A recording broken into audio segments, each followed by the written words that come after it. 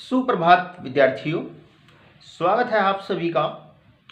हमारा चैप्टर चल रहा है विलयन और आज इस चैप्टर में हम बहुत ही इम्पोर्टेंट टॉपिक आदर्श विलयन क्या होते हैं, अनादर्श विलयन क्या होते हैं, धनात्मक विचलन, ऋणात्मक विचलन, इन टॉपिक्स का हम अध्ययन करेंगे।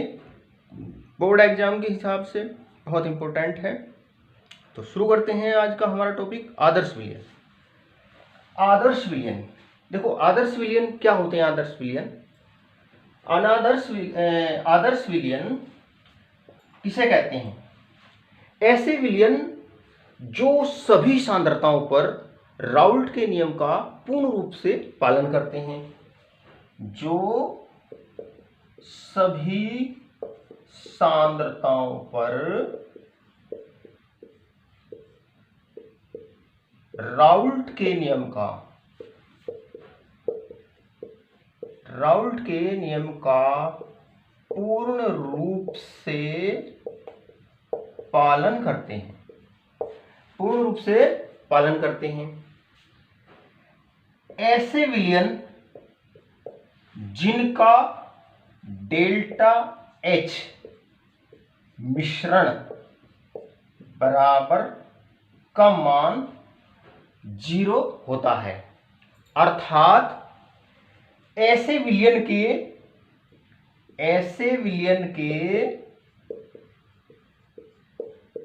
घटकों को मिलाने पर एंथैल्पी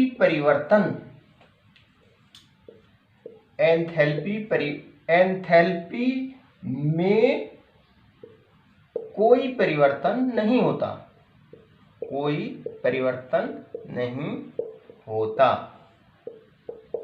होता।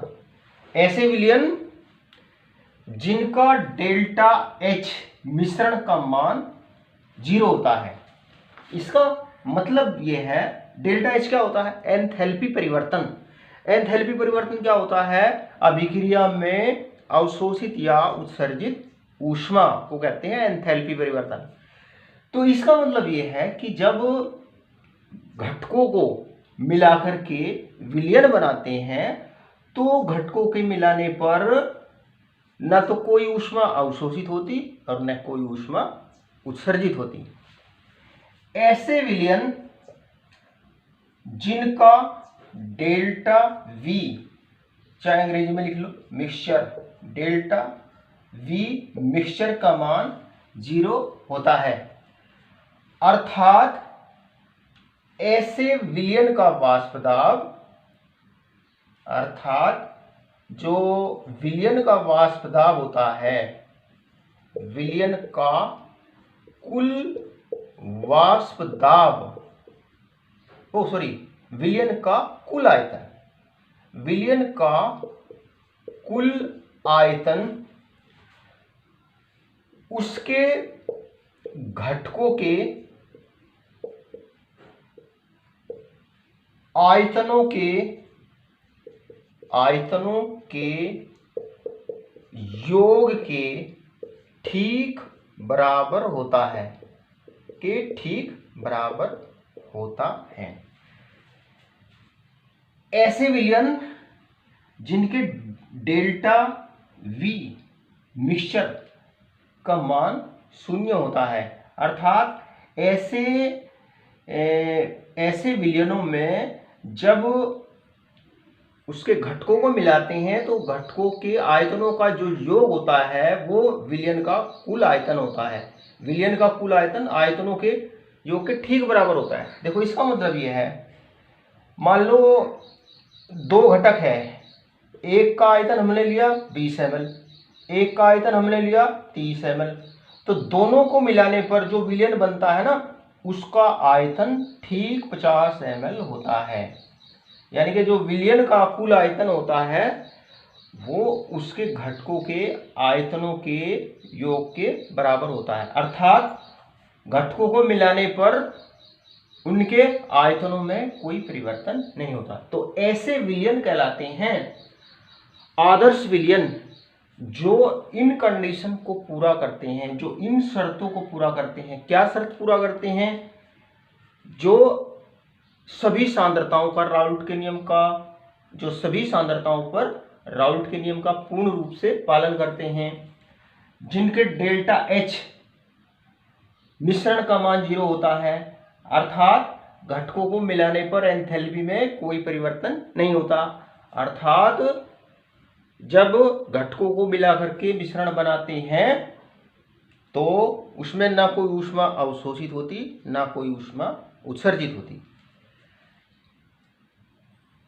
जो आदर्श विलयन होते हैं उनके डेल्टा वी मिक्सचर का मान 0 होता है, अर्थात घटकों को मिलाने पर आयतन में कोई परिवर्तन नहीं होता और विलयन का जो कुल आयतन होता है वो घटकों के आयतनों के योग के ठीक बराबर होता है। यानी कि जब घटकों को मिलाते हैं ना तो आयतन में कोई परिवर्तन नहीं होता। तो जो विलयन इन कंडीशन को पूरा करते हैं वो ऐसे विलयन कहलाते हैं आदर्श विलयन। तो ये समझ में आ जाना चाहिए आपके।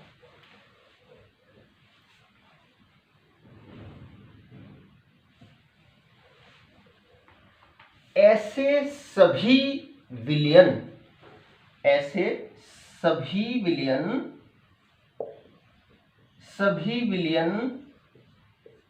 या विलयन को द्रवयुग्म कहते हैं। द्रव के मिलने से बने विलयन की बात कर रहे हैं। ऐसे सभी विलयन जिनमें घटकों की ध्रुवता, संरचना तथा उनकी रासायनिक प्रकृति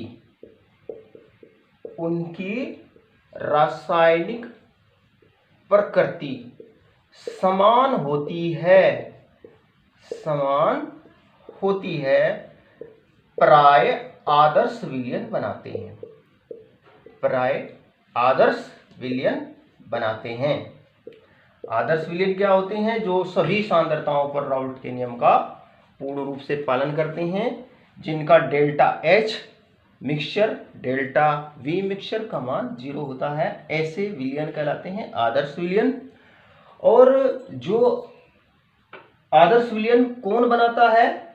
सभी विलयन या द्रवयुग्म जिनमें घटकों की ध्रुवता, मतलब जिससे विलयन बनते हैं ना वे घटक, उनकी ध्रुवता है ना, पोलरिटी, संरचना और रासायनिक प्रकृति जिनकी समान होती है वो प्राय आदर्श विलयन बनाते हैं।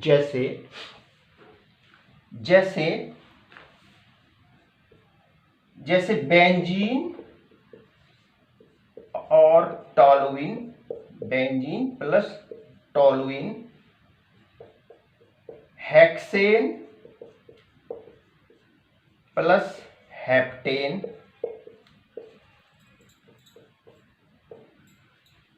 एथिल ब्रोमाइड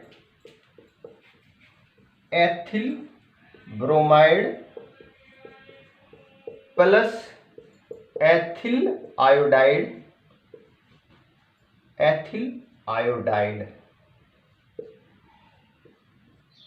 आदि द्रवयुग्म, ये द्रवयुग्म है या इन्हें देखो दो द्रवों से मिलकर बने विलयन है।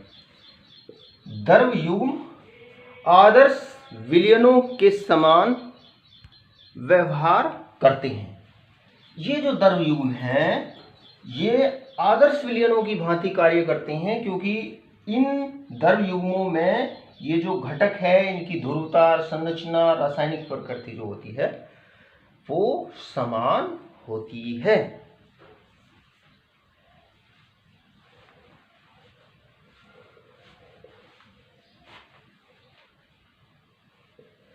इन सभी विलयनों में, ये भी एक इंपॉर्टेंट लाइन है, इन सभी विलयनों या कहें द्रव युग्मों, है ना, द्रवयुग्म, इन सभी विलयनों में उनके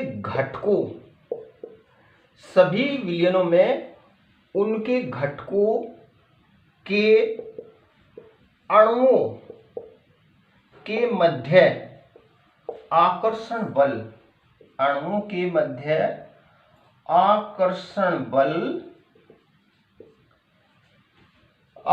बल शुद्ध द्रवों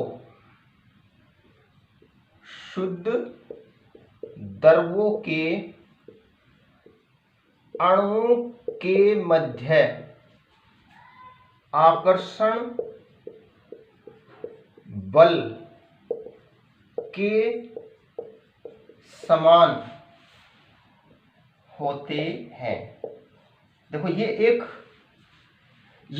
बहुत इंपॉर्टेंट लाइन है कि ये जो आदर्श विलयन होते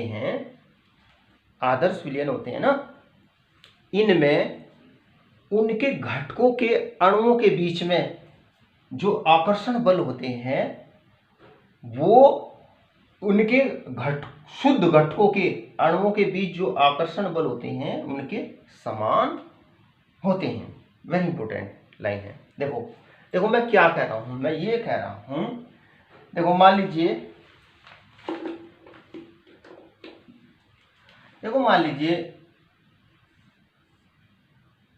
ये इस पात्र में ये शुद्ध द्रव A है।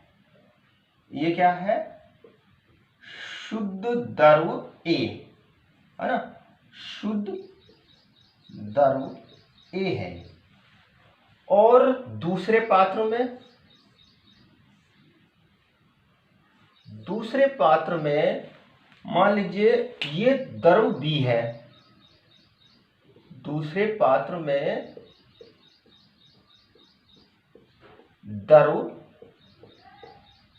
शुद्ध द्रव B।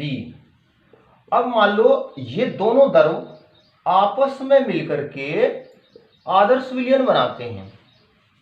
आपस में मिलकर के क्या बनाते हैं? ये आदर्श विलयन बनाते हैं। इस बंद पात्र में ये A के अणु बनाएंगे और ये B के अणु बनाएंगे। जब दोनों द्रवों को मिलाते हैं तो ये क्या बन जाता है? विलयन बन जाता है। देखो जो आदर्श विलयन होते हैं, इन विलयनों में घटकों के अणुओं के मध्य आकर्षण बल, देखो इसे इस तरीके से समझिए। देखो जैसे ये शुद्ध द्रव A है, इसके अणुओं के बीच में A प्रकार के आकर्षण बल है। अणुओं के बीच में A प्रकार के आकर्षण बल है। ये शुद्ध द्रव B है, B के अणुओं के बीच में BB प्रकार के आकर्षण बल है।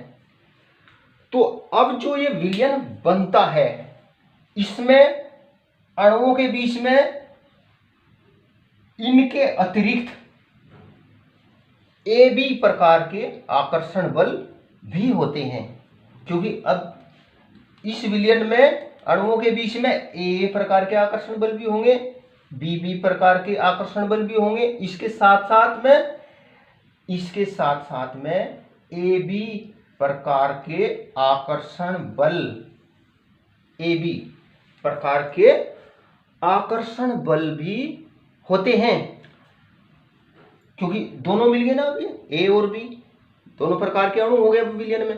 तो ये जो आदर्श विलयन होते हैं, इनमें ये जो घटक, अलग अलग घटक है ना A B, इनके घटकों के अणुओं के बीच में जो आकर्षण बल होते हैं, वो आकर्षण बल शुद्ध द्रवों के अणुओं के बीच में जो आकर्षण बल होते हैं उनके समान होते हैं। ऐसे देखो ये एक इंपॉर्टेंट लाइन है कि ऐसे विलयन ही आदर्श विलयन होते हैं, वो द्रव ही आपस में मिलकर के आदर्श विलयन बनाते हैं, जिनके विलयनों में उनके घटकों के बीच में जो आकर्षण बल होते हैं वो शुद्ध द्रवों के अणुओं के बीच जो आकर्षण बल है उनके समान होते हैं। कौन विलयन आदर्श विलयन होगा? वही विलयन आदर्श विलयन के समान व्यवहार करता है जिसके घटकों के अणुओं के बीच आकर्षण बल शुद्ध द्रव्यों के अणुओं के बीच आकर्षण बलों के समान होते हैं। वही विलयन आदर्श विलयनों के समान व्यवहार करते हैं। तो देखो, ये मैंने आपको बताया आदर्श विलयन क्या होते हैं। देखो, मैंने आपको आदर्श विलयन में क्या बताया? मैंने आपको बताया कि ऐसे विलयन किसे कहते हैं? आदर्श विलयन। ऐसे विलयन जो सभी सांद्रताओं पर राउल्ट के नियम का पूर्ण रूप से पालन करते हैं, आदर्श विलयन कहलाते हैं। इसके साथ साथ ऐसे विलयनों का डेल्टा H और डेल्टा V का मान जो होता है वो 0 होता है। दोनों का मान वेरी इंपॉर्टेंट है, ये दोनों का मान 0 होता है। डेल्टा H मिक्सचर का मान 0 का मतलब जब विलयन के घटकों को मिलाते हैं तो उनके मिलाने पर कोई एंथैल्पी परिवर्तन नहीं होता, अर्थात ना ऊष्मा निकलती ना ऊष्मा अवशोषित होती। साथ साथ घटकों को मिलाने पर आयतन में कोई परिवर्तन नहीं होता। डेल्टा V मिक्सचर का मान 0 होता है। इसका मतलब कि विलयन का आयतन उतना ही होता है जितना जो उसके घटक होते हैं ना, उनके घटकों के आयतनों का वो ठीक योग होता है ना तो उससे वो कम होता आयतन वास्तव में, ना विलयन का आयतन का मान उससे ज़्यादा होता। एक जो आदर्श विलयन होते हैं, ऐसे सभी विलयन जिनमें जो घटकों की ध्रुवता, रासायनिक जो प्रकृति उनकी और उनकी संरचना समान होती है, वो आदर्श विलयन बनाते हैं। जैसे उदाहरण आपने लिखे, बेंजीन टोलुइन का मिश्रण, जैसे हेक्सेन हेप्टेन का मिश्रण और एथिल ब्रोमाइड एथिल आयोडाइड का मिक्सचर, ये द्रव युग्म जो है आदर्श विलयनों के समान व्यवहार करते हैं। और जो आदर्श विलयन होते हैं ना, इन सभी विलयनों में घटकों के अणुओं के मध्य आकर्षण बल शुद्ध द्रवों के अणुओं के मध्य आकर्षण बल के समान होते हैं। अच्छा, अब देखो आदर्श विलयन को ग्राफ के द्वारा कैसे प्रदर्शित करते हैं, पिछली वीडियो में भी मैंने आपको बताया था, एक बार फिर से देखते हैं। जो आदर्श विलयन होते हैं उनको हम ग्राफ के द्वारा किस प्रकार से प्रदर्शित करते हैं। देखो, मान लीजिए एक द्रव है A और एक द्रव है द्रव B। ये आपस में मिलकर के विलयन बनाते हैं। ये आपस में मिलकर के क्या बनाते हैं? विलयन बनाते हैं। और जैसे मैंने पहले भी बताया था आपको, मान लो ये द्रव है, इस शुद्ध द्रव का वाष्प दाब इसके अनुसार मान लीजिए, मान लो ये दाब को P से प्रदर्शित करते हैं, मान लीजिए P0 A है। और इस शुद्ध द्रव का वाष्प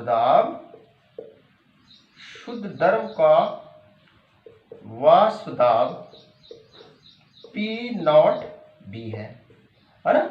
अब दोनों को मिलाकर के विलयन बना दिया। अब मान लो इस विलयन में घटक A का आंशिक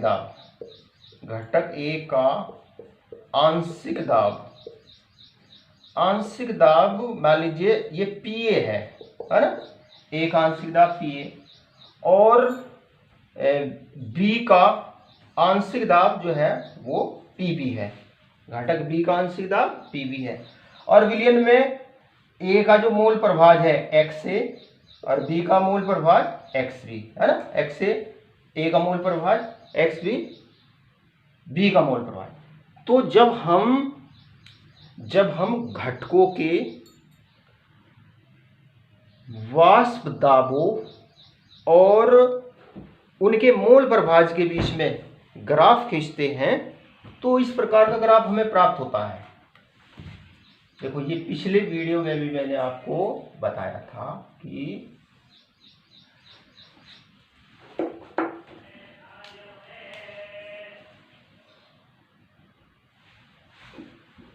तो जब हम वाष्प दाब, वेपर प्रेशर और मोल प्रभाज जो घटक होते हैं ना, ए और बी माना है हमने घटक, कि इनके मोल प्रभाज के बीच में हम ग्राफ खींचते हैं तो इस प्रकार से ग्राफ हमें प्राप्त होता है। देखो इस बिंदु पर जहां दो अक्ष से आपस में, ये वाई अक्ष, ये एक्स अक्ष, ये मोल वाष्प दाब को प्रदर्शित करती है, ये मोल प्रभाज को। इस बिंदु पर जो है ये मूल बिंदु होता है, इस पर मान लीजिए दो घटक है, ये एक घटक का जो मोल प्रभाज है वो तो मान लीजिए एक है, और दूसरे घटक का मोल प्रभाज वो, जब एक घटक का मोल प्रभाज एक है तो दूसरे का मोल प्रभाज 0 होगा, है ना। क्योंकि हमें पता कि घटकों के मोल प्रभाजों का योग, मतलब विलयन के जो घटक होते हैं ना, उनके मोल प्रभाजों का योग हमेशा एक होता है ना। अगर मान लो हम एक घटक का मोल प्रभाज बढ़ाएंगे तो दूसरे घटक का मोल प्रभाज जो है वो बढ़ेगा, है ना। दूसरे वाले घटक का मोल प्रभाज घटाएंगे तो पहले वाले का बढ़ेगा, है ना। तो जब मान लीजिए विलयन में जो दूसरा घटक है उसके मोल प्रभाज 0 है, मतलब दूसरा घटक है ही नहीं, केवल एक घटक है, तो विलयन का जो वाष्प दाब होता है ना, वो जो शुद्ध द्रव A होता है इसके वाष्प दाब के बराबर होता है ना। ये वाष्प दाब मान लो ये है, यहां से लेकर के यहां तक, ये वाष्प दाब किसका है, शुद्ध द्रव A का वाष्प दाब है, इसे P नॉट A के द्वारा हम प्रदर्शित करते हैं। अब देखो वाष्प दाब यहां से ये बढ़ रहा है, या कहो नीचे से ये घट रहा है। जब एक ही घटक होता है विलयन में, उसका मोल, दूसरे घटक का मोल प्रभाज 0 होता है, तो जो विलयन का वाष्प दाब होता है वो शुद्ध द्रव A के वाष्प दाब के बराबर होता है, यानी कि P नॉट A के बराबर, है ना, शुद्ध द्रव के वाष्प दाब के बराबर होता है। तो देखो जब राउल्ट के नियम से क्या है कि जो आंशिक दाब होता है वो घटक के मोल प्रभाज के समानुपाती होता है। देखो जब हम इस अक्ष पर आगे की ओर चलते हैं तो A का मोल प्रभाज घटता है, धीरे धीरे घटता है इधर को जाने पर, और B का बढ़ता है। तो जब घटता है तो ये जो वाष्प दाब है ये कम होता जाएगा, धीरे धीरे कम होता जाएगा, है ना। ये क्या, ये कम होता जाएगा, ये और कम होता जाएगा, और यहाँ पर ये जो A का वाष्प दाब है, आंशिक वाष्प दाब है घटक A का, वो शून्य हो जाएगा, और इस स्थिति में जो XA बराबर हो जाएगा 0, XA बराबर 0। मतलब देखो इसका मतलब ये है कि जब हम इसके मोल प्रभाज कम करते हैं, इधर को जाने पर x के मोल प्रभाज कम हो रहे हैं, और अंत में यहाँ पर मूल बिंदु पर जहाँ पर दो अक्षें मिल रही हैं यहाँ पर हो रहा है ये 0, तो ये जो आंशिक दाब है A का, है ना, A का जो मतलब विलयन में जो दाब है ना A का आंशिक दाब, वो धीरे धीरे घटता है ना। और इसको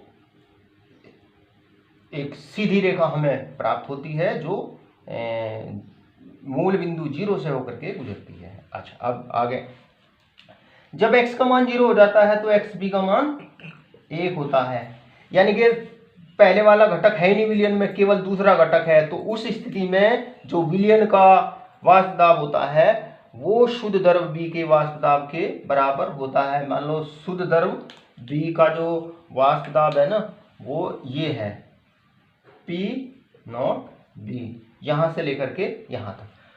और इसी प्रकार से देखो अगर हम इधर को आएंगे तो ए का मोल प्रभाज घटेगा, बी का मोल प्रभाज बढ़ेगा। सॉरी, जब हम इधर को आएंगे, क्योंकि यहाँ तो बी का मोल प्रभाज 1 है, इधर को जाने पर इसका मोल प्रभाज घटता है। तो मोल प्रभाज घटता है तो आंशिक वाष्प दाब धीरे धीरे धीरे धीरे नीचे की ओर जाने पर कम होता है ना। तो जब बी का मोल प्रभाज घटेगा तो इसका आंशिक वाष्प दाब ये घटता है ना। और ये जो लाइन है ना, ये लाइन ये प्रदर्शित करती है कि जो आंशिक वाष्प दाब है पी ए का, ए घटक का, वो समानुपाती होता है, सॉरी बी, इसका जो आंशिक वाष्प दाब होता है वो इसके मोल प्रभाज के समानुपाती होता है, या इसे कहेंगे पी बी बराबर P not B X B, है ना। और ऐसे ही ये जो लाइन है, ये जो घटक ए है उसके आंशिक वाष्प दाब को प्रदर्शित करती है, यानी कि घटक ए का आंशिक वाष्प दाब समानुपाती होता है इसके मोल प्रभाज के, है ना, एक्स से, या इसे कहते हैं पी ए बराबर, समानुपाती चिन्ह हटाएंगे तो ये नियतांक आएगा जो शुद्ध द्रव ए के वाष्प दाब के बराबर होता है एक्स बी। इस प्रकार से जो आदर्श विलयन होते हैं,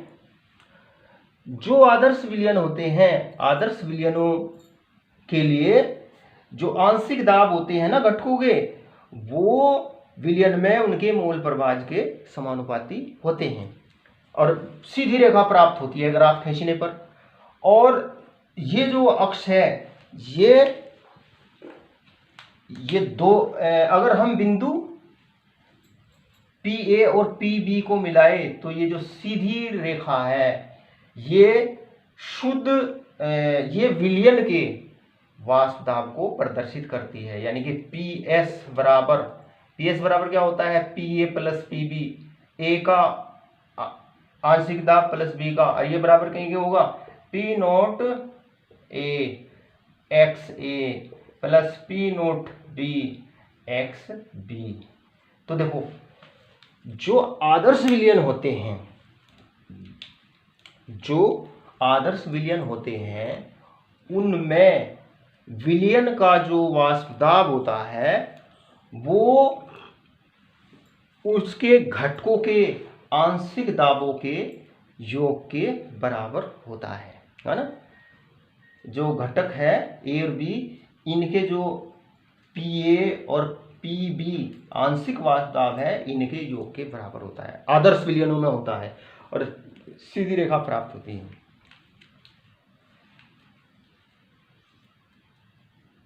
तो जो आदर्श विलयन होते हैं उस स्थिति में तो देखो, ये विलयन का जो वाष्प दाब है ना, ये एक सीधी रेखा के द्वारा प्रदर्शित होता है। लेकिन जो अनादर्श विलयन होते हैं उसकी बात आगे करेंगे, उनमें जो घटकों का आंशिक दाबों का योग होता है या विलयन का जो वाष्प दाब होता है वो राउल्ट के नियम से ज्ञात किए गए वाष्प दाब से या तो अधिक होता है या फिर उससे कम होता है। अभी आगे देखते हैं। तो ये हो गया आपका आदर्श विलयन, यानी कि आदर्श विलयन की उपस्थिति में विलयन का जो कुल वाष्प दाब होता है वो दोनों घटकों के आंशिक दाबों के ठीक योग के बराबर होता है और ग्राफ खींचने पर ये बिल्कुल सीधी रेखा प्राप्त होती है। तो ये बात हुई आदर्श विलयनों की। अब बात करते हैं अनादर्श विलयन। अनादर्श विलयन, अनादर्श विलयन, नॉन आइडियल सॉल्यूशन। देखो, अनादर्श विलयन क्या होते हैं? आदर्श विलयन को मैंने आपको बताया क्या होते हैं। जो विलयन सभी सांद्रताओं पर राउल्ट के नियम का पूर्ण रूप से पालन नहीं करते, जिनकी डेल्टा एच मिक्सचर का मान 0 नहीं होता, जिनके डेल्टा वी मिक्सचर का मान 0 नहीं होता, है ना, ऐसे विलयन कहलाते हैं अनादर्श विलयन, जो राउट के नियम का पालन नहीं करते, है ना। डेल्टा एच मिक्सचर और डेल्टा वी मिक्सचर, इनका मान क्या होता है, इनके लिए 0 नहीं होता, ऐसे विलयन कहलाते हैं अनादर्श विलयन। और जो अनादर्श विलयन होते हैं वो राउल्ट के नियम से धनात्मक या ऋणात्मक विचलन प्रदर्शित करते हैं। राउल्ट के नियम से क्या धनात्मक या ऋणात्मक विचलन प्रदर्शित करते हैं। धनात्मक विचलन का मतलब होता है कि जो विलयन का वाष्प दाब होता है वो राउल्ट के नियम से ज्ञात किए गए वाष्प दाब से उसका मान अधिक होता है। धनात्मक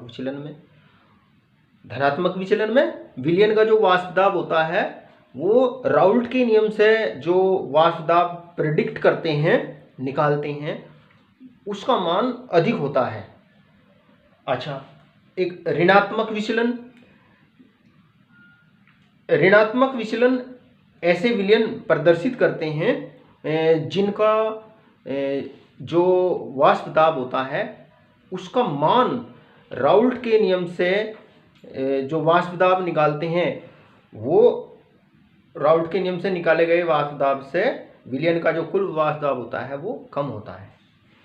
तो ऐसे जो अनादर्श विलयन होते हैं, अनादर्श विलयन राउल्ट के नियम से धनात्मक और ऋणात्मक विचलन प्रदर्शित करते हैं। देखो पहले देखते हैं धनात्मक विचलन।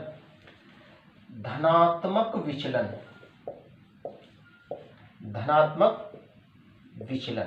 है ना, पॉजिटिव डेविएशन,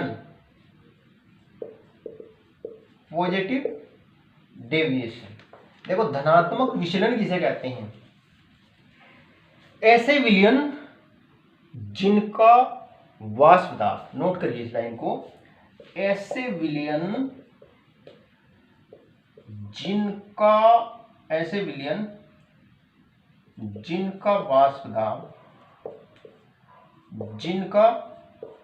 वाष्प दाब राउल्ट के नियम द्वारा ज्ञात किए गए या निकाले गए वाष्प दाब से अधिक होता है,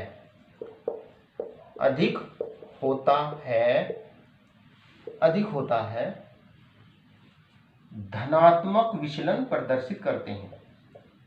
धनात्मक विचलन प्रदर्शित करते हैं। ऐसे विलयन या ऐसे द्रव्ययुग्म जिनका वाष्प दाब राउल्ट के नियम द्वारा ज्ञात किए गए वाष्प दाब से अधिक होता है, धनात्मक विचलन प्रदर्शित करते हैं। जैसे ethanol plus cyclohexane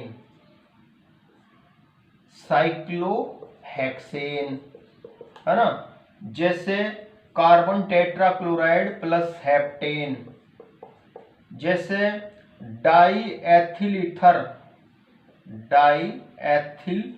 ether plus acetone. ये द्रव्ययुग्म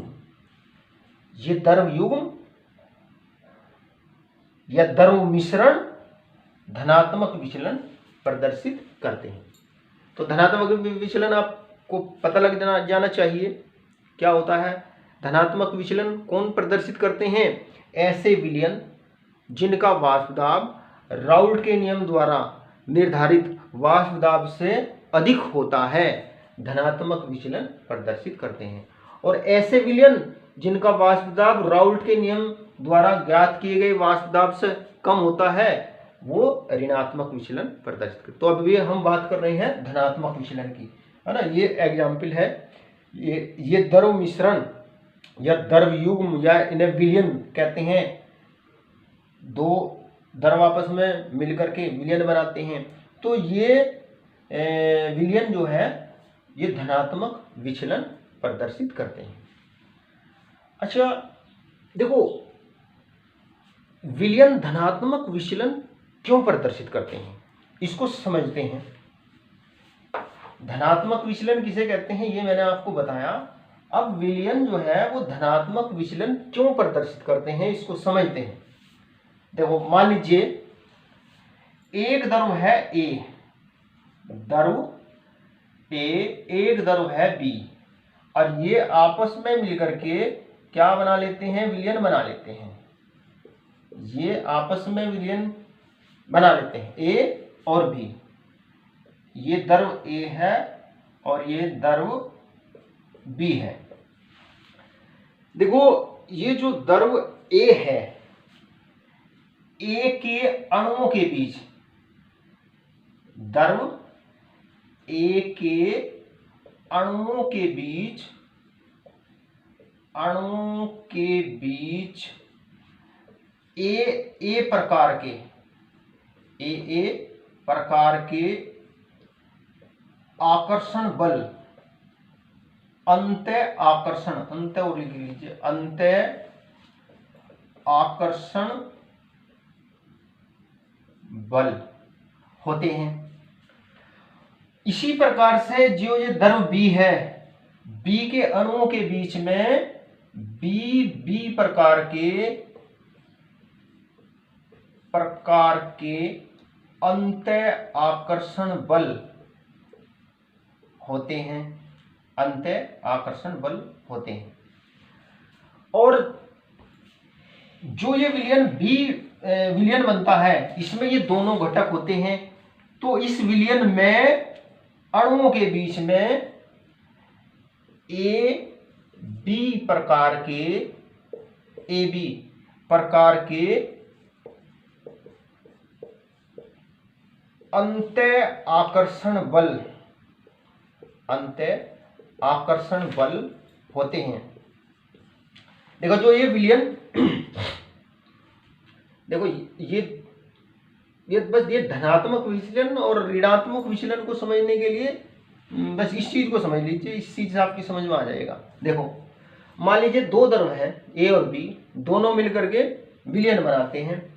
हमें पता कि जो द्रव ए है, द्रव ए के अणुओं के बीच में ए, क्योंकि एक ही प्रकार के अणु हैं, ए प्रकार के अंतः आकर्षण बल होते हैं। द्रव बी के अणुओं में बी प्रकार के अंतः आकर्षण बल होते हैं।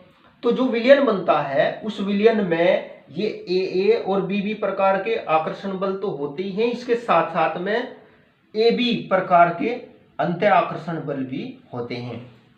और यदि ये ए बी प्रकार के अंतः आकर्षण बल शुद्ध द्रवों के अणुओं के बीच जो ये अंतः आकर्षण बल है, अगर ये बल इनसे प्रबल है, ये बल प्रबल है, तो विलयन जो है वो ऋणात्मक विचलन प्रदर्शित करता है। और अगर ये जो विलयन बनता है, विलयन के घटकों के बीच में ये जो अंतः आकर्षण बल है, ये शुद्ध द्रवों के अणुओं के बीच जो अंतः आकर्षण बल है, ये बल कमजोर है, दुर्बल है। ये बल दुर्बल है किनसे, इनसे। तो विलयन जो है वो धनात्मक विचलन प्रदर्शित करता है। इसी से आपकी बात समझ में आएगी कि विलयन जो है वो राउल्ट के नियम से धनात्मक विचलन और ऋणात्मक विचलन कब प्रदर्शित करता है, जब विलयन में घटकों के अणुओं के बीच जो आकर्षण बल होते हैं वो प्रबल होते हैं। किससे प्रबल होते हैं, जो शुद्ध द्रव होते हैं, शुद्ध द्रव के अणुओं के बीच में जो आकर्षण बल होते हैं, अगर ये बल प्रबल है तो विलयन ऋणात्मक विचलन प्रदर्शित करता है। और अगर ये बल दुर्बल है शुद्ध द्रव्यों से, तो विलयन धनात्मक विचलन प्रदर्शित करता है। देखो यहाँ पे धनात्मक विचलन की बात चल रही है, तो ऐसे विलयनों में घटकों के अणुओं के बीच अंतः आकर्षण बल शुद्ध द्रव्यों के अणुओं के बीच अंतः आकर्षण बलों से दुर्बल होते हैं, जिसके कारण विलयन में घटकों के वाष्पित होने की जो प्रवृत्ति होती है वो बढ़ जाती है। ये आकर्षण बल दुर्बल होने की वजह से धनात्मक विचलन की बात चल रही है। धनात्मक विचलन में जो विलयन धनात्मक विचलन प्रदर्शित करते हैं उनमें घटकों के अणुओं के बीच अंतः आकर्षण बल शुद्ध द्रव के अणुओं के बीच अंतः आकर्षण बलों से यहाँ पर बल कमजोर होते हैं, जिससे विलयन के घटकों के वाष्पित होने की प्रवृत्ति बढ़ जाती है, जिसके परिणाम स्वरूप विलयन का वाष्प दाब राउल्ट के नियम द्वारा ज्ञात किए वाष्प दाब से अधिक होता है ना। देखो आदर्श विलयन के लिए ग्राफ ये खींचा हुआ है ना। आदर्श विलयन के लिए देखो, आदर्श विलयन के लिए ये एक सीधी रेखा प्राप्त होती है, और लेकिन यहां पर धनात्मक विचलन की उपस्थिति में जो विलयन धनात्मक विचलन प्रदर्शित करते हैं उनमें विलयन का कुल दाब ये इस प्रकार से सीधी रेखा नहीं प्राप्त होती। विलयन का जो कुल दाब होता है वो राउल्ट के नियम द्वारा निर्धारित दाब से उसका मान अधिक होता है ना। यानी कि कुल दाब जो है विलयन का वो इस प्रकार से ये सीधी रेखा ने प्राप्त होकर के, मतलब राउल्ट के नियम से तो ये सीधी रेखा प्राप्त होनी चाहिए थी, यानी कि विलयन का दाब ये होना चाहिए था, लेकिन वास्तव में ऐसे विलयनों का जो वाष्प दाब होता है वो राउल्ट के नियम द्वारा निर्धारित वाष्प दाब से उसका मान अधिक होता है। यानी कि ये जो लाइन है ये सीधी न होकर के इसका मान जो है वो इसके ऊपर आता है, यानी कि विलयन का जो वाष्प दाब होता है वो राउल्ट द्वारा निर्धारित वाष्प दाब से अधिक होता है। और इसी प्रकार से ये जो घटक है ना, धनात्मक विचलन की उपस्थिति में ऐसे ये जो घटक है इसके लिए आंशिक वाष्प दाब ये सीधी रेखा ने प्राप्त होकर के इसका मान इससे अधिक होता है ना। इसका मान इसको डॉटेड लाइन से प्रदर्शित करते हैं। ये ऐसे ही इस घटक के लिए जो दूसरा बी घटक है इसके लिए ये जो वाष्प दाब है वो राउल्ट के नियम के अनुसार ये सीधी रेखा प्राप्त न होकर के इसका जो मान होता है वो अधिक होता है। तो धनात्मक विचलन की उपस्थिति में ये जो डॉटेड लाइन है ये विलयन के कुल वाष्प दाब को प्रदर्शित कर रही है। ये लाइन इनके आंशिक वाष्प डॉटेड लाइन जो प्रायोगिक का आंशिक वाष्प दाब है ये उसको प्रदर्शित कर रही है। तो ये बात हुई धनात्मक विचलन की। देखो धनात्मक विचलन एक बार और सुन लीजिए। ऐसे विलयन जिनका वाष्प दाब राउल्ट के नियम द्वारा निर्धारित वाष्प दाब से अधिक होता है, यानी कि ऐसे विलयनों का जो एक्सपेरिमेंटल वैल्यू होती है वो ज़्यादा होती है राउल्ट द्वारा ज्ञात किए गए, जो राउल्ट के सूत्र से वाष्प दाब निकालते हैं ना विलयन का जो वाष्प दाब होता है वो इससे अधिक होता है। और विलयन कब धनात्मक विचलन प्रदर्शित करते हैं? यदि विलयन में उसके घटकों को जब मिलाते हैं, घटकों को मिलाने पर घटकों के अणुओं के बीच जो अंतः आकर्षण बल होते हैं वो दुर्बल होते हैं। शुद्ध द्रवों के अणुओं के बीच जो आकर्षण बल होते हैं उनसे वो दुर्बल होते हैं, तो विलयन धनात्मक विचलन प्रदर्शित करते हैं। जैसे एथेनॉल साइक्लोहेक्सेन का विलयन, जैसे कार्बन टेट्राक्लोराइड है और हेप्टेन का मिश्रण जो होता है वो धनात्मक विचलन प्रदर्शित करता है। एसिड डाईएथिल ईथर एसीटोन का जो मिश्रण होता है वो धनात्मक विचलन प्रदर्शित करता है। और देखो सामान्यतः घटकों की जो धनात्मक विचलन प्रदर्शित करने वाले विलयन होते हैं उनमें घटकों की ध्रुवता में अंतर,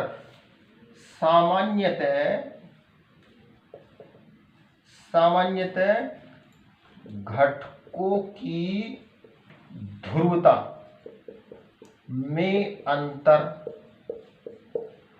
हाइड्रोकार्बन श्रृंखला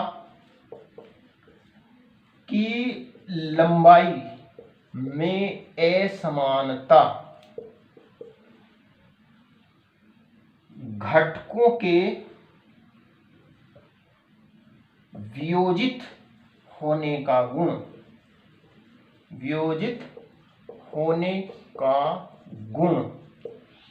आदि कारणों से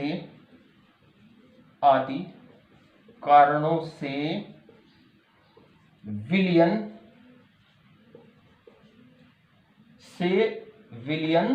धनात्मक विचलन प्रदर्शित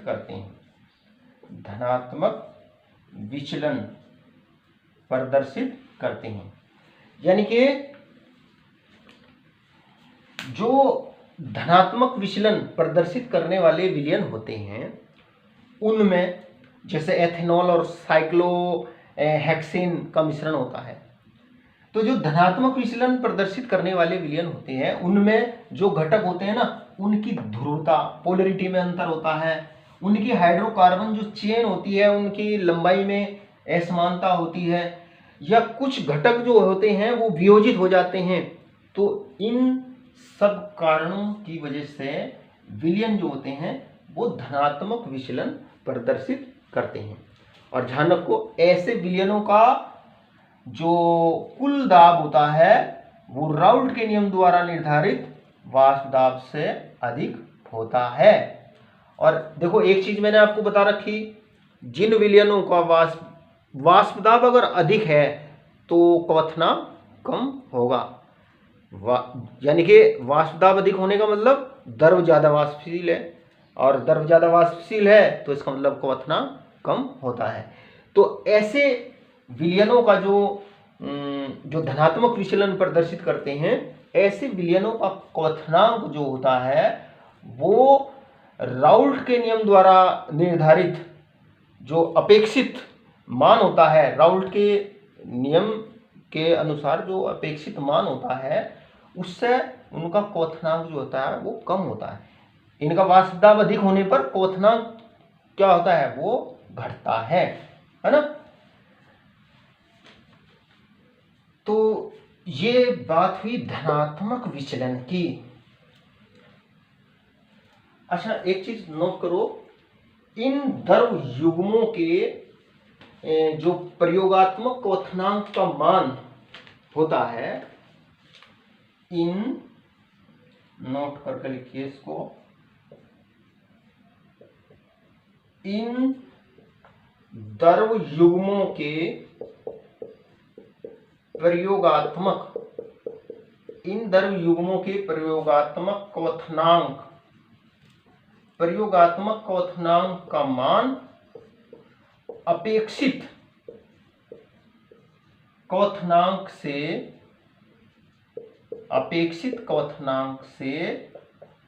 कम होता है ना, क्योंकि वाष्प दाब अधिक होता है। वाष्प दाब अधिक होने पर क्वथनांक कम होता है, यानी कि जो द्रव ज्यादा वाष्पशील होंगे उनका जो क्वथनांक होगा वो कम होगा, क्योंकि राउल्ट के नियम से तो वाष्प दाब इतना होना चाहिए था, लेकिन वास्तव में वाष्प दाब है ज्यादा। तो इसी प्रकार से क्वथनांक जितना होना चाहिए क्वथनांक उससे कम होता है, क्योंकि वाष्प दाब अधिक होता है ना, तो इस वजह से क्वथनांक जो होता है वो कम होता है, से कम होता है, तथा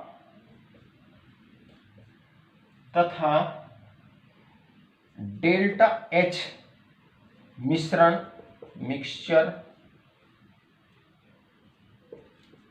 का मान ऐसे विलयनों के लिए पॉजिटिव होता है, ऐसे ही डेल्टा वी मिक्सचर का मान पॉजिटिव होता है। देखो ये एक बहुत इंपॉर्टेंट चीज है, मतलब इसका मतलब ये हो गया कि जो धनात्मक विचलन प्रदर्शित करने वाले विलयन होते हैं, धनात्मक विचलन प्रदर्शित करने वाले जो विलयन होते हैं ना, जब उनके घटकों को मिलाते हैं तो एंथैल्पी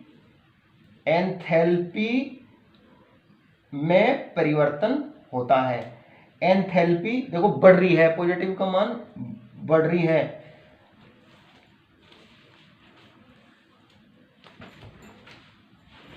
और तो जो धनात्मक विचलन प्रदर्शित करने वाले विलयन होते हैं उनकी डेल्टा एच मिक्सचर यानी कि जो एंथैल्पी मिश्रण के घटकों को जब मिलाते हैं तो एंथैल्पी में वृद्धि होती है, तो डेल्टा एच का मान जो होता है वो पॉजिटिव होता है। और इनके डेल्टा वी मिक्सचर देखो धनात्मक विचलन से प्रदर्शित समझ जाइए आप कि डेल्टा एच का मान पॉजिटिव होता है, डेल्टा वी का मान भी पॉजिटिव होता है। यानी कि जब हम घटकों को मिलाते हैं तो घटकों के मिलाने पर जो विलयन का जो कुल आयतन होता है, विलयन का कुल आयतन जो होता है वो अधिक होता है घटकों के कुल आयतन से। देखो इसका मतलब ये हो गया, मान लीजिए हमने मान लो दो घटक है ए बी, हमने 25 ml एक का मिलाया, 30 ml एक का मिलाया, तो आयतन कितना होना चाहिए? आयतन होना चाहिए 55 ml होना चाहिए, लेकिन वास्तव में आयतन जो होता है वो इससे अधिक होता है। आयतन परिवर्तन का मान जो होता है ना वो पॉजिटिव होता है। तो ये चीजें आपकी समझ में आ जानी चाहिए, है ना। धनात्मक विचलन क्या होता है? ऐसे विलयन जिनका वाष्प दाब राउल्ट द्वारा निर्धारित वाष्प दाब से अधिक होता है धनात्मक विचलन प्रदर्शित करते हैं। अच्छा, अगर हम जो धनात्मक विचलन प्रदर्शित करने वाले विलयन होते हैं, जैसे ये ग्राफ हमने खींचा है, इसके ग्राफ को देखें तो देखो हमें पता है जो ये लाइन है धनात्मक विचलन प्रदर्शित करने वाली, ये डॉटेड लाइन है, ये राउल्ट नियम के द्वारा जो ये लाइन आनी चाहिए, लेकिन यानी कि वाष्प दाब इस लाइन के अनुसार होना चाहिए, लेकिन वाष्प दाब होता है इस डॉटेड लाइन के अनुसार, मतलब वाष्प दाब विलयन का जो वाष्प दाब होता है वो अधिक होता है।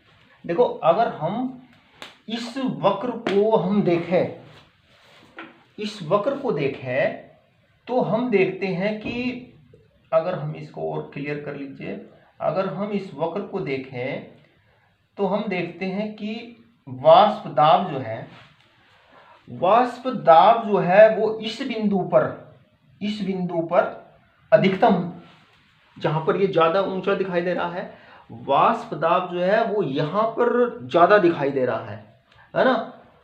तो इसका मतलब, और इसके जो संगत संगठन होगा मिश्रण का वो ये होगा, है ना। यहां पर नीचे को आएंगे तो इस मिश्रण का संगठन ये होगा, मतलब एक्स ए एक्स बी की कुछ वैल्यू यहां पर होगी। तो मिश्रण का ये जो संगठन होता है जिसका वाष्प दाब अधिकतम होता है, इस मिश्रण का जो क्वथनांक होता है, इस मिश्रण का जो क्वथनांक, क्योंकि वाष्प दाब अधिकतम है तो मिश्रण के इस संगठन का जो क्वथनांक होता है वो न्यूनतम होता है। तो ये बात होगी आपके धनात्मक विचलन की, है ना। बात चल रही है हमारी अनादर्श विलयन, है ना। तो अब बात करते हैं ऋणात्मक विचलन की। अब बात करते हैं ऋणात्मक विचलन। ऋणात्मक विचलन कौन विलयन प्रदर्शित करते हैं? ऐसे विलयन ऐसे विलयन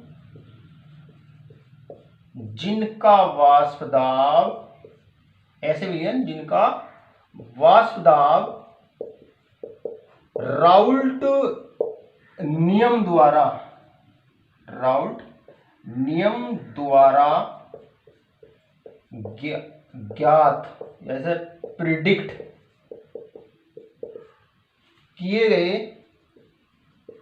वाष्प दाब से कम होता है, वाष्प दाब से कम होता है। ऋणात्मक विचलन प्रदर्शित करते हैं, जैसे acetone, plus chloroform, acetone plus chloroform, जल तथा एल्कोहल, और पिरीडीन प्लस फॉर्मिक अम्ल, देखो ऋणात्मक विचलन ऐसे विलयन जो जिनका वाष्प दाब राउल्ट के नियम द्वारा निर्धारित किए गए वाष्प दाब से कम होता है ना। मतलब राउल्ट के नियम से जितना वाष्प दाब होना चाहिए उससे कम होता है, ऐसे विलयन जो होते हैं वो ऋणात्मक विचलन प्रदर्शित करते हैं। जैसे ये द्रव युग्म है ना, ये द्रव युग्म ऋणात्मक विचलन प्रदर्शित करते हैं। ये द्रव युग्म जो होते हैं ये क्या ऋणात्मक विचलन प्रदर्शित करते हैं। अब देखो, अब ये ऋणात्मक विचलन क्यों प्रदर्शित करते हैं इसको समझ लीजिए। देखो जैसे मैंने आपको धनात्मक विचलन में बताया,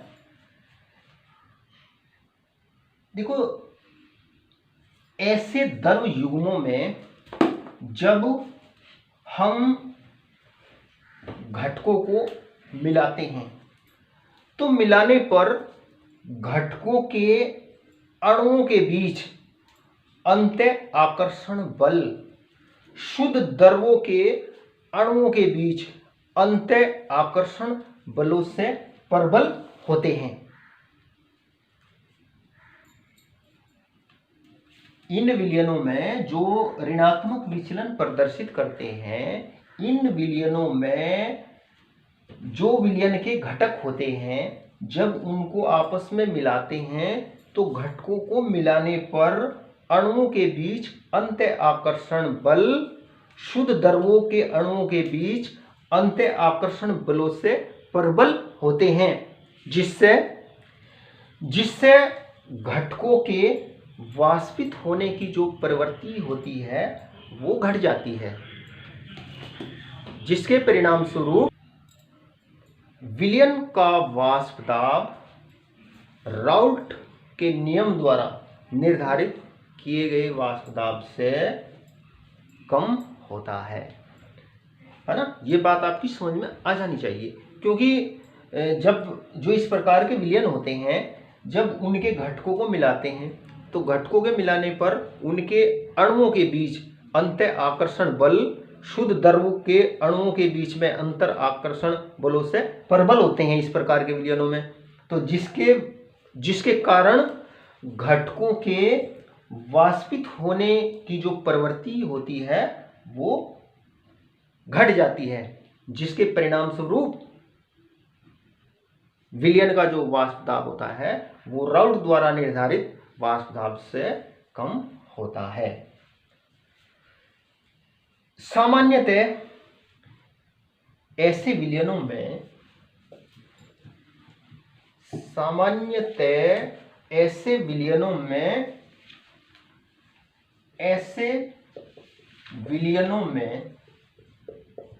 ये इंपोर्टेंट लाइन है, उनके घटकों के बीच प्रबल हाइड्रोजन बंद बनने के कारण, बंद बन जाने, रासायनिक अभिक्रिया या संगुणन के कारण विलयन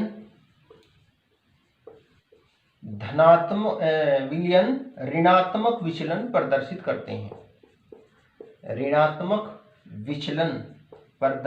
करते हैं, देखो ऐसे विलयनों में जो ऋणात्मक विचलन प्रदर्शित करते हैं, ऐसे विलयनों में उनके घटकों के बीच या तो हाइड्रोजन बंध बन जाते हैं, या फिर घटकों के बीच में रासायनिक अभिक्रिया हो जाती है, या किसी घटक का संगुणन हो जाता है। संगुणन का मतलब कई अणु आपस में मिलकर के एक अणु बना लेते हैं। तो इन कारणों की वजह से जो विलयन होते हैं वो ऋणात्मक विचलन प्रदर्शित करते हैं। देखो जैसे ये एसीटोन है, CH3, ये एसीटोन है, और ये क्लोरोफॉर्म है CHCl3। इनका जो मिश्रण होता है, इनका मिश्रण ऋणात्मक विचलन प्रदर्शित करता है। इनका जो मिश्रण होता है वो ऋणात्मक विचलन प्रदर्शित करता है, क्योंकि इनमें अणुओं के बीच में हाइड्रोजन आवन बन जाते हैं। तो ये बात हुई ऋणात्मक विचलन की, है ना। और एक चीज ये नोट करके लिखिए इसमें, इन द्रव युग्मों के प्रयोगात्मक क्वथनांक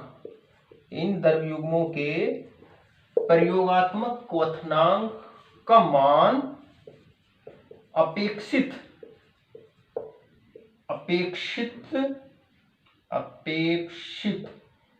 क्वथनांक से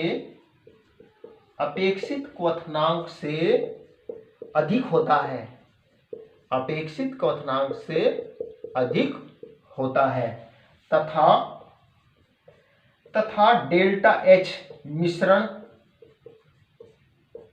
का मान नेगेटिव होता है, और डेल्टा V मिश्रण का मान भी नेगेटिव होता है। देखो ऋणात्मक विचलन है तो ये ध्यान रखो, ये इंपॉर्टेंट चीज है। ऋणात्मक विचलन प्रदर्शित करने वाले विलयनों के लिए डेल्टा H मिश्रण का मान नेगेटिव होता है, डेल्टा V मिश्रण का मान नेगेटिव होता है। और देखो ये जो द्रव्ययुग्म होते हैं, जो मतलब ये विलयन होते हैं, इन जो ऋणात्मक विचलन प्रदर्शित करने वाले विलयन होते हैं ना, इनका जो क्वथनांक होता है, एक्सपेरिमेंटल वैल्यू जो होती है क्वथनांक की, उसका मान जो है वो अपेक्षित क्वथनांक से अधिक होता है। वेरी इंपॉर्टेंट लाइन है।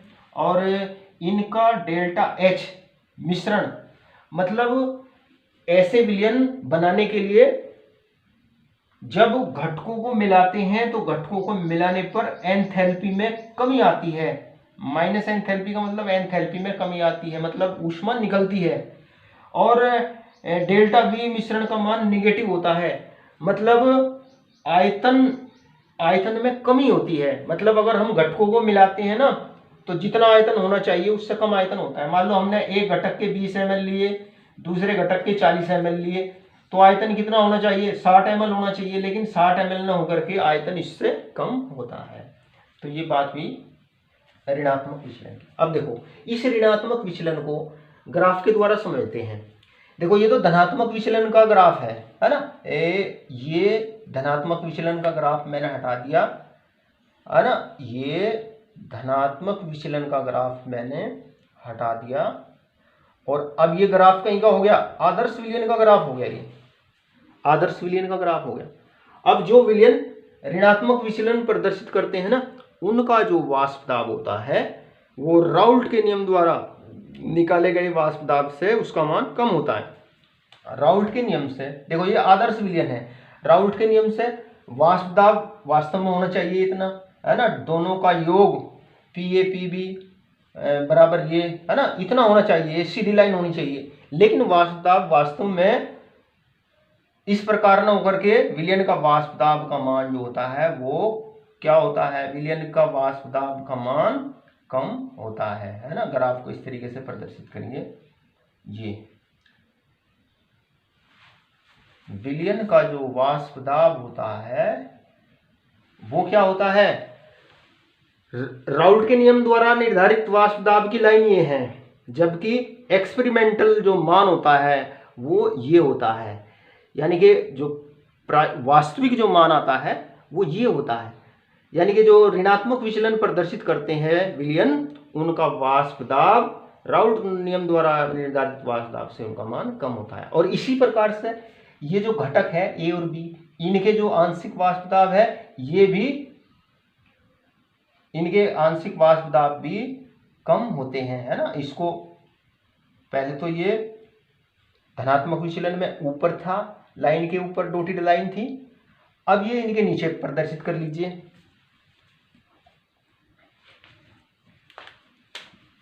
है ना, ये इस प्रकार से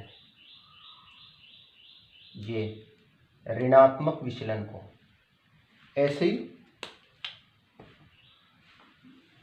ये लाइन ये नीचे को आएगी, है ना जी,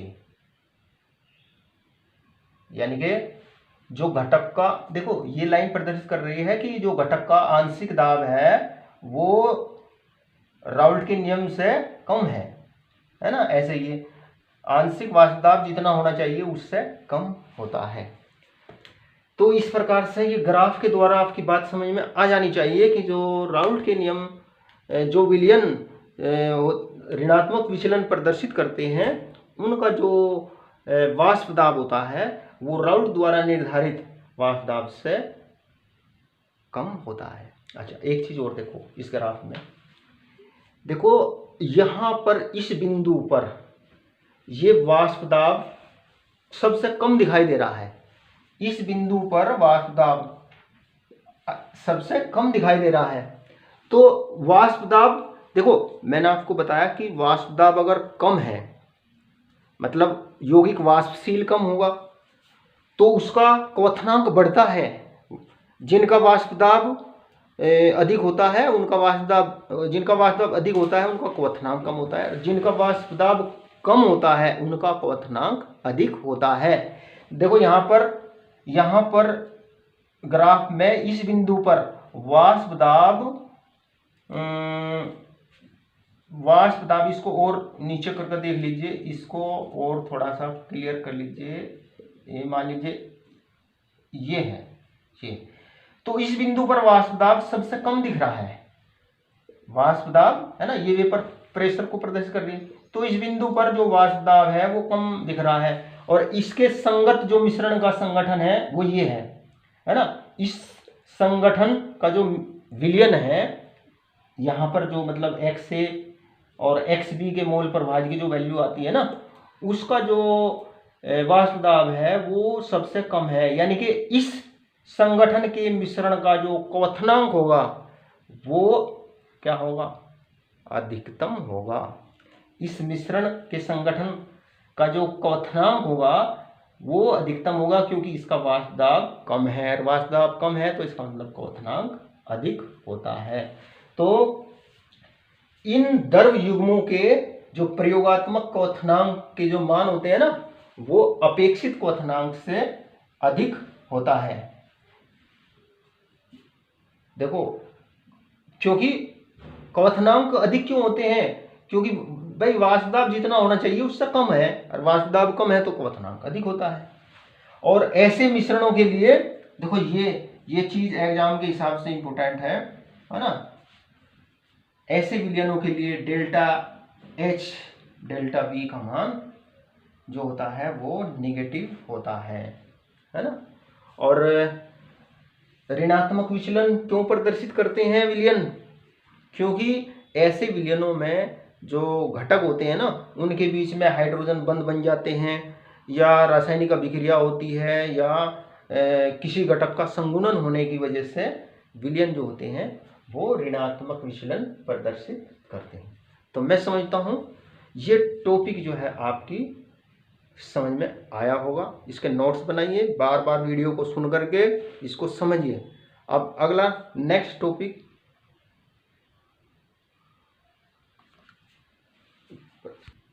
तो नेक्स्ट टॉपिक इंपॉर्टेंट टॉपिक है स्थिर क्वाथी, यानी बोलते हैं स्थिर क्वथनांकी मिश्रण, एजियोट्रॉप्स और कांस्टेंट बॉइलिंग मिश्रण।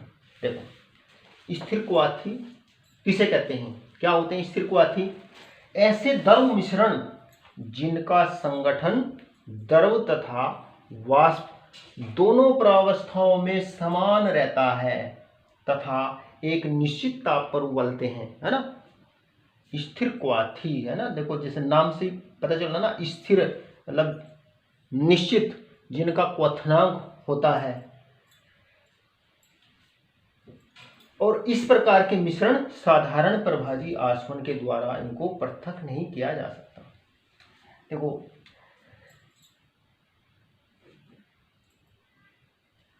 ऐसे द्रव मिश्रण जिनका संगठन, देखो यहां पर ये लाइन बहुत इंपॉर्टेंट है, जिनका संगठन द्रव तथा वाष्प दोनों प्रावस्थाओं में समान रहता है।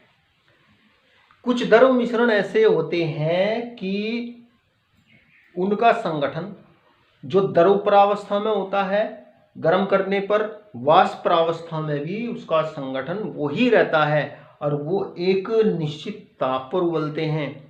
ऐसे मिश्रण कहलाते हैं स्थिर क्वाथी। और क्योंकि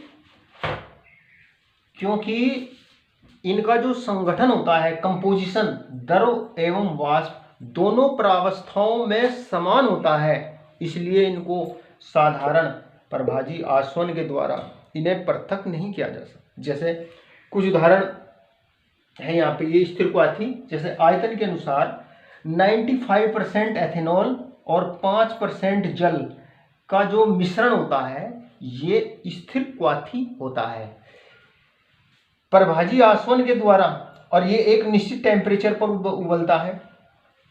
निश्चित टेम्परेचर 351, ये उबलता है 351.1 केल्विन पर, इतने टेम्परेचर पर ये उबलता है।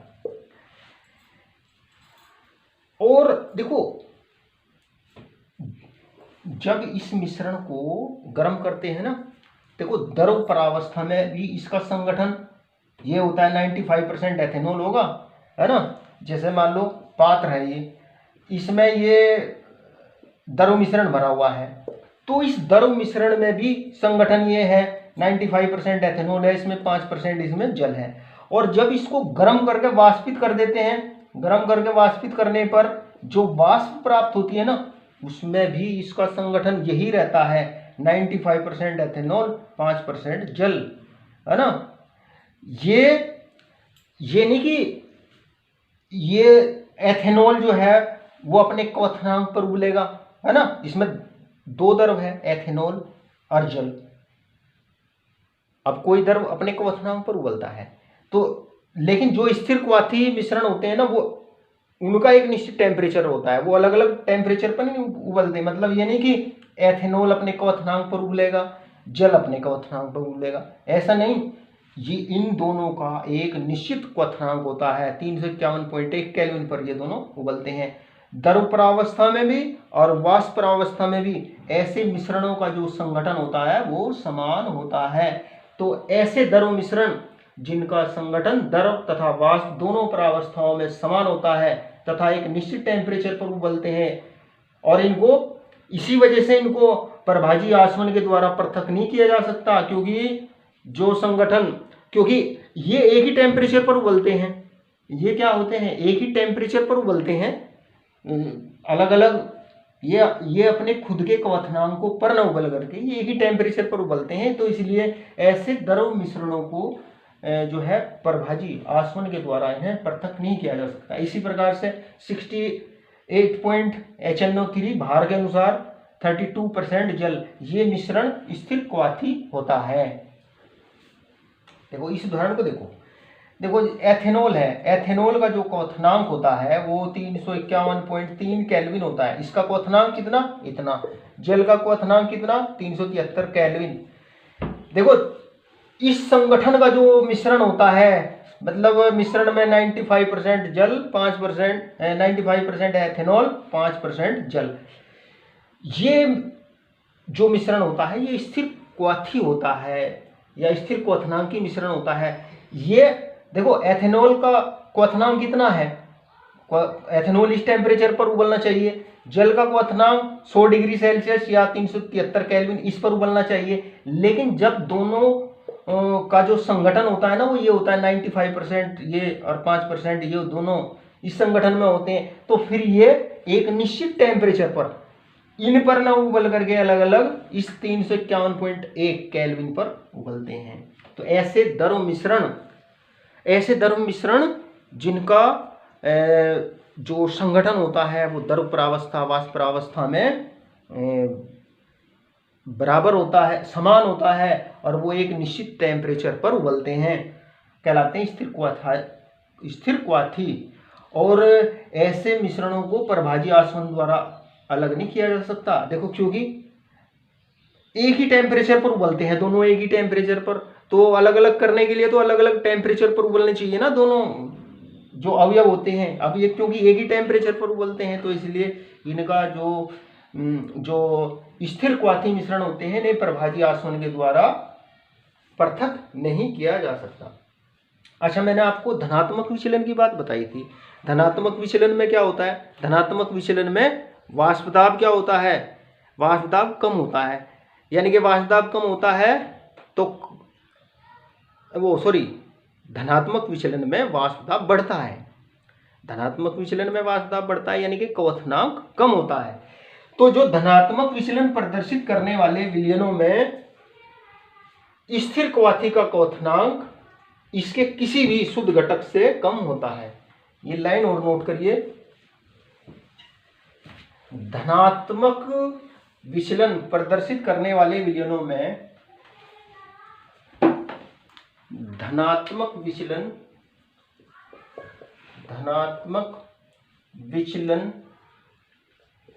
प्रदर्शित करने वाले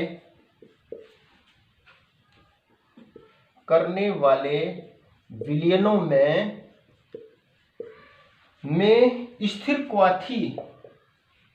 स्थिर क्वाथी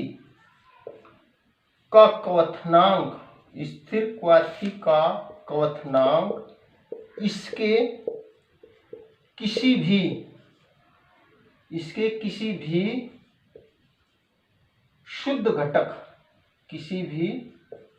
शुद्ध घटक के क्वथनांक से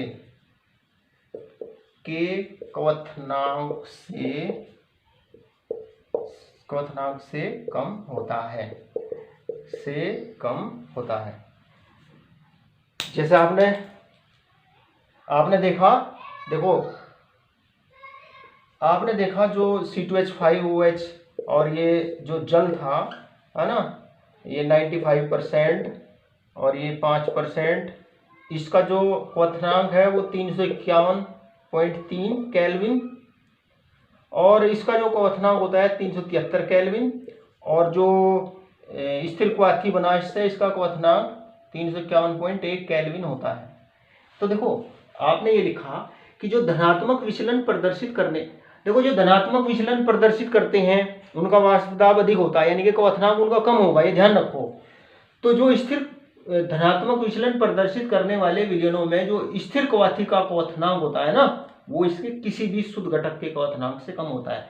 देखो जैसे ये जल और एथिल अल्कोहल ये धनात्मक विचलन प्रदर्शित करते हैं, और इसका जो स्थिर क्वाथी होता है ना इसका जो क्वथनांक होता है वो इन के दोनों घटकों के क्वथनांकों से कम होता है। इसी प्रकार से जो ऋणात्मक विचलन प्रदर्शित करने, अब यहाँ तो बात थी धनात्मक विचलन की, अब जो ऋणात्मक विचलन प्रदर्शित करने वाले विलयन होते हैं, ऋणात्मक विचलन प्रदर्शित करने वाले विलयनों में स्थिर क्वाथी का क्वथनांक इसे किसी भी शुद्ध घटक के क्वथनांक से अधिक होता है, उसमें अधिक होता है।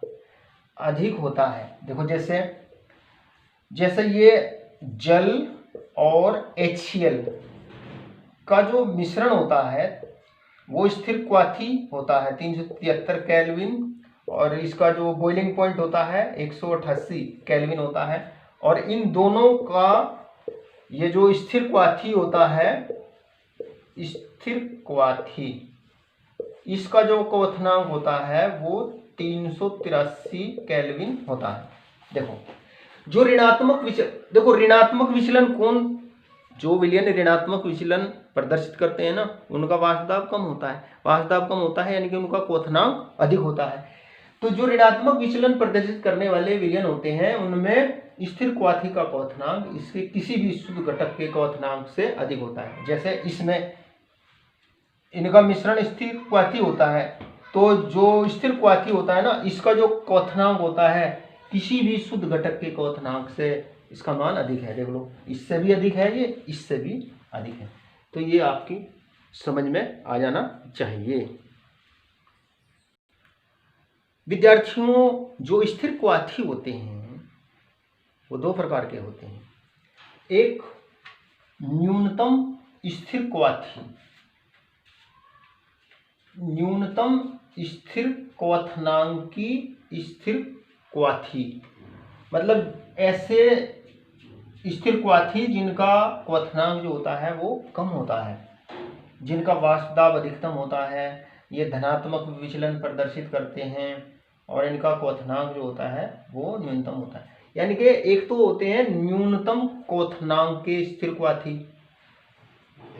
मतलब जिनका क्वथनांक कम होता है, और देखो ये धनात्मक विचलन प्रदर्शित करता है। धनात्मक विचलन प्रदर्शित करता है मतलब वाष्प दाब इसका अधिक होता है, और वाष्प दाब इसका अधिक होता है। भाई धनात्मक विचलन प्रदर्शित करने का मतलब वाष्प दाब अधिक है, और वाष्प दाब अधिक है तो इसका मतलब क्वथनांक न्यूनतम होता है। देखो ये मैंने आपको जो जब ग्राफ बताया ना धनात्मक विचलन और ऋणात्मक विचलन का, कि एक बिंदु पर जो है वो वाष्प दाब जो है वो अधिकतम होता है, तो वहाँ पर उस संगठन का जो मिश्रण बना उसका जो क्वथनांक होता है वो सबसे कम होता है। तो स्थिर क्वाथी दो प्रकार के होते हैं। एक न्यूनतम स्थिर क्वथनांकी स्थिर क्वाथी होता है जिसका वाष्प दाब अधिकतम होता है, धनात्मक विचलन प्रदर्शित करता है। भाई यहाँ धनात्मक विचलन से ही समझ जाइए, धनात्मक विचलन प्रदर्शित करता है तो वाष्प दाब अधिक होगा, और वाष्प दाब अधिकतम होता है तो क्वथनांक न्यूनतम होता है। दूसरा अधिकतम स्थिर क्वथनांकी, अधिकतम स्थिर क्वथनांकी मतलब क्वथनांक अधिकतम होता है। क्वथनांक अधिकतम होने का मतलब वाष्प दाब कम होगा, वाष्प दाब जो है वो कम होगा। वाष्प दाब न्यूनतम कब होता है? ऋणात्मक विचलन में होता है ना। तो दूसरा अधिकतम स्थिर क्वथनांकी मतलब अधिकतम स्थिर क्वथनांक वाले स्थिर क्वाथी जिनका वाष्प दाब न्यूनतम होता है, ये ऋणात्मक विचलन प्रदर्शित करते हैं और इनका जो वाष्प दाब होता है वो अधिकतम होता है। तो ये एक इम्पोर्टेंट टॉपिक है, स्थिर क्वाथी क्या होते हैं और ये आपको पता होना चाहिए। तो प्यारे विद्यार्थियों, आज की इस वीडियो में इतना ही। आशा करता हूँ ये सारी चीज़ें आपकी समझ में आई होगी। नेक्स्ट टॉपिक के लिए अगले वीडियो में मिलते हैं। Thank you.